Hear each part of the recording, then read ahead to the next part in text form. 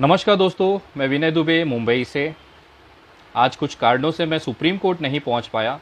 अभी भी मैं मुंबई में हूं। मेरी लीगल टीम है वहां पे। आज डॉक्टर कफ़ील खान की सुनवाई हुई वीडियो कॉन्फ्रेंसिंग के माध्यम से। मेरी लीगल टीम ने जो जानकारियां मुझे भेजी हैं वो मैं आप लोगों से साझा करना चाहता हूं।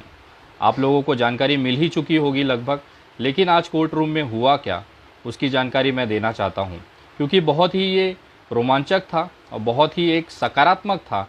जिस तरह से सुप्रीम कोर्ट में आज वीडियो कॉन्फ्रेंसिंग के माध्यम से जो बातें हुई हैं उसकी जानकारी मैं आप लोगों को बताना चाहता हूं। आज जब भी सुनवाई शुरू हुई, डॉक्टर कफ़ील के परिवार ने कहा कि सर, गिरफ्तारी के तुरंत बाद हम लोगों ने सुप्रीम कोर्ट में अर्जी दाखिल की थी कि यह गिरफ्तारी अवैध है। उसको लेके सुप्रीम कोर्ट ने एक आदेश दिया था इलाहाबाद हाई कोर्ट को। वो आदेश नंबर है 111, जिस 18 मार्च सन 2020 को ये दिया गया था। उस समय ये सुनवाई की गई थी मुख्य न्यायाधीश S.A. बोबड़े जी, B.R. गवई जी और सूर्यकांत जी की बेंच ने ये आदेश किया था कि इलाहाबाद हाई कोर्ट आप चले जाइए, हम इलाहाबाद हाई कोर्ट को आदेशित करते हैं इस मामले की सुनवाई करें, क्योंकि सुप्रीम कोर्ट में वर्कलोड बहुत है, कामों का बोझ बहुत है, जिसकी वजह से हम सुनवाई नहीं कर पाएंगे।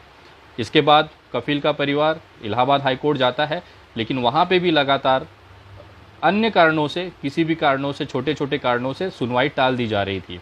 उसके बाद 30 जुलाई को वापस डॉक्टर कफ़ील के परिवार ने सुप्रीम कोर्ट में निवेदन किया कि आपने जिस उद्देश्य के साथ हमें इलाहाबाद हाई कोर्ट भेजा था वो पूरा नहीं हो रहा है, आपकी बात वहाँ पे नहीं मानी जा रही है, तो कृपया आप इसमें निदान करें। 5 अगस्त को ये मामला चीफ जस्टिस S.A. बोबड़े जी के कोर्ट में जाता है, कोर्ट नंबर 1 में, जहाँ पे 3 जजों की बेंच, जिसमें जस्टिस बोपन्ना जी, जस्टिस रामासुब्रमण्यम जी की कोर्ट में ये मामला सुनवाई होती है। आज सुबह जैसे ही सुनवाई शुरू होती है, उनके पिछले आदेश को वहाँ पे रखा जाता है कि 18 मार्च 2020 को आपने जो आदेशित किया था कि वहाँ पे जल्द सुनवाई होगी, उसका उल्लंघन हुआ है, जिसको लेके सुप्रीम कोर्ट के चीफ जस्टिस ने ये कहा है कि हम मानते हैं कि जिस उद्देश्य के साथ हमने इलाहाबाद हाई कोर्ट में भेजा था वो पूरा नहीं हो रहा है। कहीं ना कहीं हमारे आदेशों की अवहेलना वहाँ पे हुई है, जिसको देखते हुए यहाँ तक उन्होंने ये भी कहा सुनवाई के दौरान कि जितने भी देश भर में आंदोलन चल रहे हैं उसकी पूरी जानकारी उनके पास है, और लोगों की भावनाओं का सुप्रीम कोर्ट तक पहुँचना एक संकेत देता है उनके इस शब्दों के माध्यम से।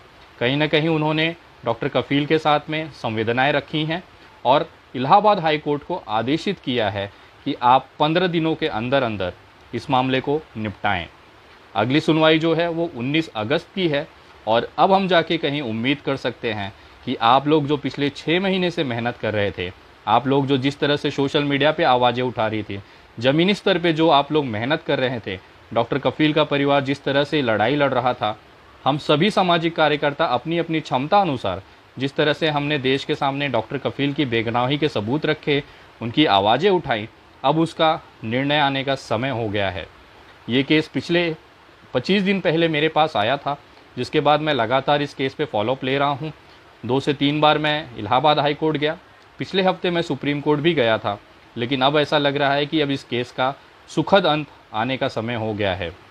जिस तरह से चीफ जस्टिस बोबड़े साहब की कोर्ट में डॉक्टर कफ़ील खान के लिए संवेदनाएं दिखाई हैं, एक बेगुनाह होते हुए भी अब तक इस व्यक्ति को न्याय क्यों नहीं मिला, इस तरह के शब्दों के चयन में जिस तरह से उन्होंने दिखाया है कि अभी भी देश के अंदर कानून व्यवस्था, न्यायपालिका जीवित है, उसको मानते हुए उन्होंने आदेशित किया है इलाहाबाद हाई कोर्ट को कि अगले 15 दिन के अंदर अंदर इस सुनवाई हो जानी चाहिए।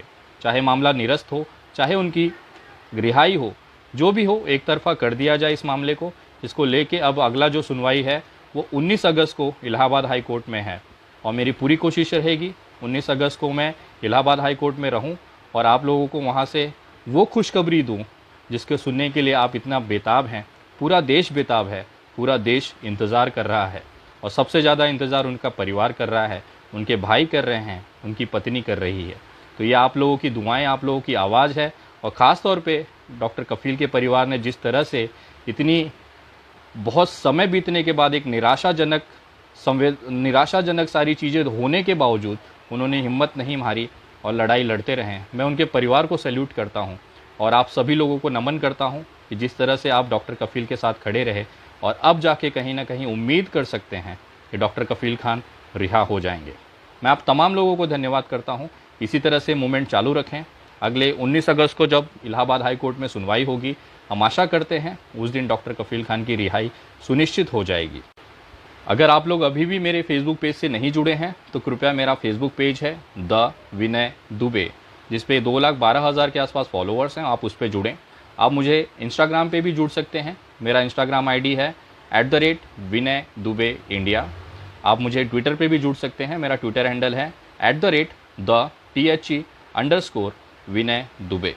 आप इस पे जुड़े ताकि आप लोगों को इस केस की अपडेट मिलती रहे, और जिस दिन भी डॉक्टर कफील खान बाहर आएंगे, रिहा होंगे, पूरा देश जश्न मनाएगा। क्योंकि एक बेगुनाह जितने यातनाएं उन्होंने सही है, शायद ही भगवान न करे कि वापस किसी को इस तरह की नौबत देखने मिले, लेकिन फिर भी एक उदाहरण है देश के सामने। अगर हम सही में न्याय पे विश्वास रखते हैं, न्यायपालिका पे विश्वास रखते हैं, तो हमें न्याय ज़रूर मिलता है। ये उसका सबसे जीता जागता उदाहरण है डॉक्टर कफील खान केस। मैं आप तमाम लोगों से आभार प्रकट करता हूँ, धन्यवाद करता हूँ। इस मामले को आप अभी भी, जब तक ये रिहा नहीं हो जाते तब तक उठाएं। विनय दुबे डॉक्टर कफील के साथ, उनके परिवार के साथ लगातार है और तब तक रहेगा जब तक डॉक्टर कफील खान बाहर नहीं आ जाते। हम हैं, एक हैं, ये दिखाने की ज़रूरत है। अब सरकार द्वारा जो तानाशाही रवैया है वो नहीं चलेगा। न्यायपालिका अभी भी इस देश में मौजूद है, उसका आज जो सुनवाई हुई उसका ताज़ा उदाहरण है। आप तमाम लोगों के प्रयत्न के लिए, मेहनत के लिए मैं दिल से धन्यवाद करता हूं, और वापस 19 अगस्त को इस केस में इलाहाबाद हाई कोर्ट से लाइव रहूंगा आप लोगों के बीच में। जय हिंद, जय महाराष्ट्र।